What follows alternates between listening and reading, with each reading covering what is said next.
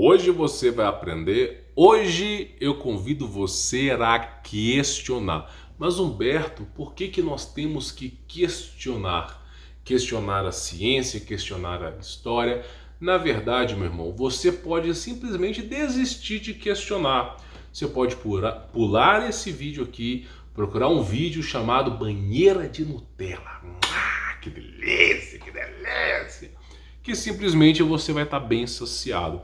Agora, se você realmente está cansado de mentiras, está cansado desse mundo que é mentiras sobre mentiras, como a carta Ilu Tarará Minati fala, reescrevendo a história, se você já percebeu que tem algo a mais por trás de tudo, bem-vindo ao canal, tá? A ideia aqui é fazer com que você desperte.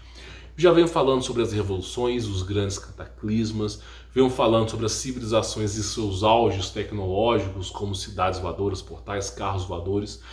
Mostrei para as pessoas em hieroglifos o nível tecnológico que os caras tinham. Só que hoje eu trago para vocês mais referências, mas principalmente para quem está chegando no canal, sobre referências de uma era que era bem próximo da nossa. É uma era pós-diluviana. Não estou falando de Pangeia, mas simplesmente retratando monstros. Por exemplo, nesse mapa aqui você vê o seguinte, logo de cara você vê um monstro, tá, no oceano. Você fala, meu, mas para que alguém vai se dar ao luxo de prescrever monstros no oceano? Tem um propósito, é para que os navegantes evitem essas rotas perigosas, para que eles possam pegar rotas seguras para fazer o seu comércio, fazer a sua exploração.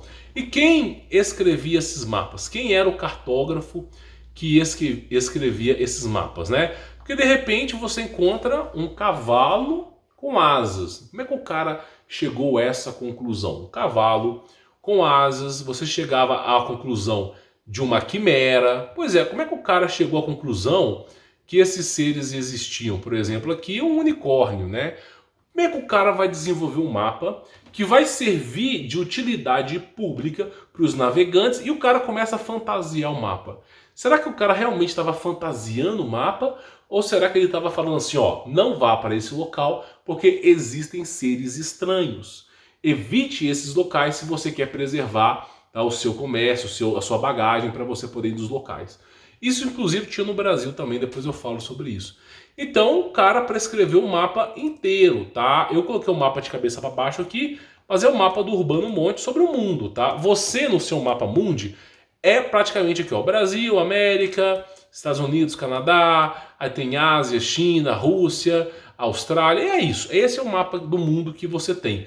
Só que aí de repente você começa a ver que existem, né, mais continentes, que realmente intrigam a ciência. Para que alguém vai se dar o luxo de escrever o dobro de continentes que existem, né? Para que o cara vai comprar um mapa desse para fazer grandes navegações?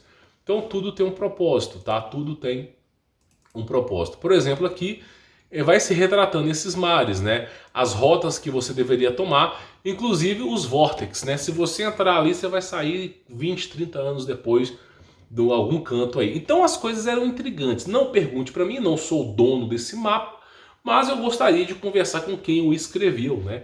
Para tentar entender a conclusão que ele chegou sobre esses seres. Que, inclusive, tem uma parte do mapa aqui, não sei se é essa aqui, mas ele retrata seres humanos que se transmutavam, tá? Biologicamente, quimicamente, se transformavam em fogo, voavam pelos céus, depois pousavam e voltavam a ser humano. Não me pergunte, o cara escreveu isso e ainda falou, é essa região que tem esses caras. Aí virou o filme A Tocha Humana. Então assim, o cara escreveu esse mapa, tá? Tem algum propósito, a gente vem debatendo isso aqui, tentando entender, tá? E foi escrever nesses mapas, ó, você vai pegar essa rota aqui, tem esses seres estranhos no lugar, tem que evitar. E o cara foi escrevendo o mapa, inclusive animais gigantes, inclusive o lugar que tem seres humanos que voam, é chamado Terra del Fuego, tá? Só para você poder entender. Inclusive, eu não posso te comprovar, mas eu chego à conclusão que o Jardim do Éden foi nesse lugar aqui. Porque tinha uma montanha de fogo, né? E aí Noé saiu desse lugar, né? E a arca dele foi empurrada para um outro canto lá. E tem esses rios que passam lá, que é retratado como no Jardim do Éden, nas bordas da Antártida. Não me pergunte, é uma teoria, uma epífase que eu tenho que eu não posso nem te comprovar, meu amigo. Nós não temos referências sobre isso, mas é o que eu acredito. E os caras retratando aqui, ó, regiões de gigantes, ciclopes, naves, seres imensos. Então os caras estavam retratando. Aí eu te faço uma pergunta, né? Para que os caras vão retratar que nessa região tem gigantes? Né? E aí o mais interessante na Bíblia é que fala que havia um Néfilins na Terra, né? E é muito próximo do Jardim do Éden, onde tudo começou. Porque em Gênesis 6 fala sobre os giburins, os gigantes. E eu penso que rodou a história por aqui. Não sei, é uma epífase. A gente tenta imaginar, mas no fim das contas nós só temos algumas referências. E vai retratando as coisas aqui. Deixa eu pegar algumas imagens mais interessantes para vocês, tá? Tá lá, ciclopes, seres estranhos, e os caras vão retratando sobre isso aí. Inclusive esses seres aqui, ó, que eu não sei o nome, metade boi, metade bode, ser humano. Os caras vão retratando esses seres, inclusive até sereias esse cara retratou aqui. Aí você fala, bom, será? Aí inclusive teve também esse mapa aqui, que é uma retratação artística do nosso século, né, para fazer uma comparação. Mas nós temos aqui outras imagens, ó. Esse aqui é um outro mapa de um cara do mesmo século, século XV, 1500, que o cara falou, ó, tem esses monstros aí no mar. Pois é, aí a gente fala, meu, como é que os caras vendem esses mapas, os cartógrafos? Como é que eles vendem esses mapas para os navegantes? Será que os navegantes falam assim, ah, vou comprar esse mapa para te pendurar? Ou você acha que eles não usavam esses mapas antigos? Eu acho que usavam. Aí você fala, meu, como é que o cara descreve tanto bicho estranho, tanta coisa? Aí você entra na Bíblia no processo de hibridização, né? Da mistura mistura dos anjos com os seres humanos e o processo de hibridização. Inclusive o ornitorrinco para mim é um animal híbrido, né? Pois é o que eu acredito. Então assim, esses mapas antigos existiram, tá? O tempo todo esses mapas antigos eles vão existindo, vão existindo.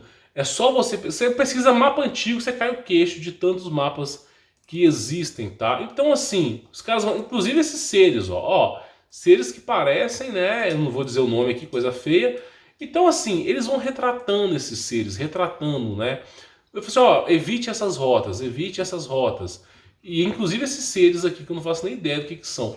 Então eles vão retratando nos mapas antigos. Isso aqui é Urbano Monte, tá? É um cartógrafo bem conhecido no passado. E claro, né, que delícia, que delícia. Adivinha só quem escondeu esse livro aqui durante 50 anos? Adivinha só. Pois é, que delícia.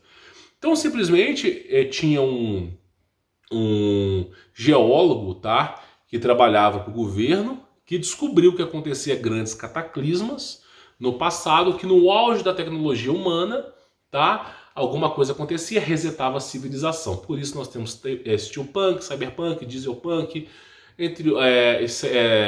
steampunk, sailpunk, entre outras civilizações. Então ele descreveu sobre os grandes cataclismos cíclicos, né? E aí, como a informação era muito perturbadora, o governo americano falou assim, ó, confiscou o livro dele, pediu sigilo, realmente não foi falado na época, e depois de 50 anos, 40 anos, não me lembro bem, tá? Isso aí já é com os caras lá, esse livro foi liberado. Foi liberado, curiosamente, em 2020, tá? Claro, com umas tarjas pretas nos lugares mais importantes, né? Mas foi liberado. E aí esse livro fala sobre os grandes cataclismos. Com base nesse livro, você começa a procurar informações sobre o assunto e você encontra pessoas retratando, né, que também houve grandes cataclismos. Por exemplo, a Terra, no passado, tá retratada aqui, e após um grande cataclisma, um mapa bem antigo, ficou assim. São alegorias, são representações antigas, né? Mas eu falei, como é que os povos antigos retratavam isso? Então, simplesmente, o que eu quero só para mostrar para vocês aqui é que a realidade ela pode ser bem perturbadora. Então, os mapas antigos, eles fazem referências sobre essas coisas, tá? Deixa eu pegar aqui para vocês, mas olha só que coisa interessante. Meu irmão, como é que pode ter o dobro de continentes? O dobro de continentes na Terra? Pois é, aí de repente, é como eu mostrei para vocês, né? Você tá lá, inclusive meus vídeos passados, você é um mergulhador, vai mergulhar no mar, você começa a encontrar resquícios de civilizações antigas. Alguma coisa aconteceu no passado, numa era pós-diluviana, depois do dilúvio, não é Pangeia, tá? Que esses continentes foram erradicados. a mando de não sei o que, esses continentes foram erradicados.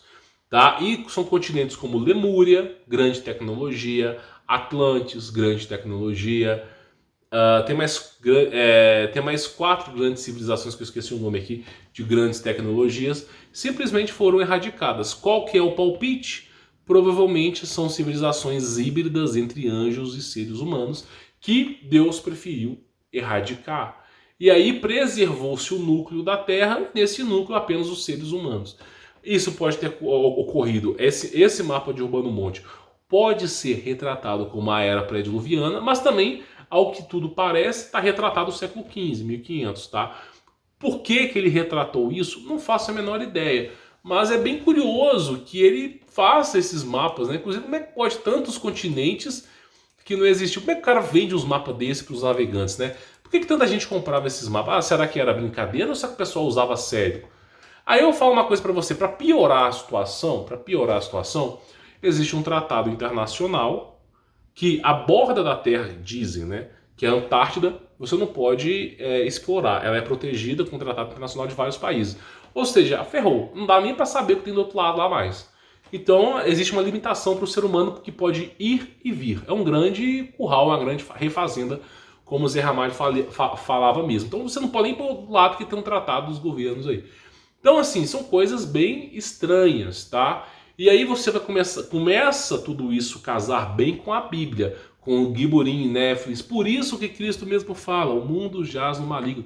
Esse mundo aqui é do mal. Os seres aqui presentes são do mal.